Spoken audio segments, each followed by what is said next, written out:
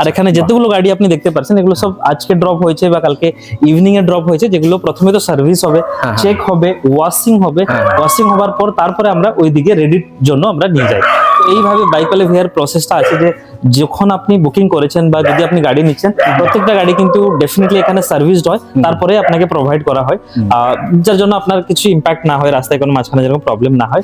তারপরেও আমি দেখেছি যে অনেক সিচুয়েশনে কি হয়, গাড়ি প্রবলেমে পড়ে যায়, কারণ অনেক কিছু কারণ হতে পারে যে আপনার গাড়ি যদি কিছু যদি মানে ব্রেকডাউন হয় বা কিছু যদি সমস্যা ফেস করেন, তাহলে বাইকওয়ালা ভিআর আরএসএ আছে, আরএসএসও আছে।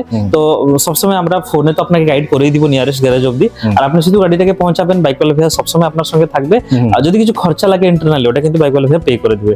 ইন কেস যদি আপনি বললেন যে না দাদা আমি গ্যারেজ পাচ্ছি না, এখানে কিছু সাপোর্ট নাই, তাহলে কিন্তু বাইকওয়ালা ভিআর একটা মানে গাড়ি রিপ্লেসমেন্টের জন্য পাঠিয়ে দিবে বা একজন মেকানিক গিয়ে ওটাকে রিপেয়ার করে আসবে। তো যার জন্য আপনাকে একটা নমিনাল চার্জেস আছে যেটা আপনি পে করবেন, কিন্তু সুবিধা ওয়াইজ আপনি সবসময় পেয়ে যাবেন বাইকওয়ালা ভিআর থেকে। আচ্ছা, এই সুবিধাটা কিন্তু আপনি পেয়ে যাবেন। ওকে।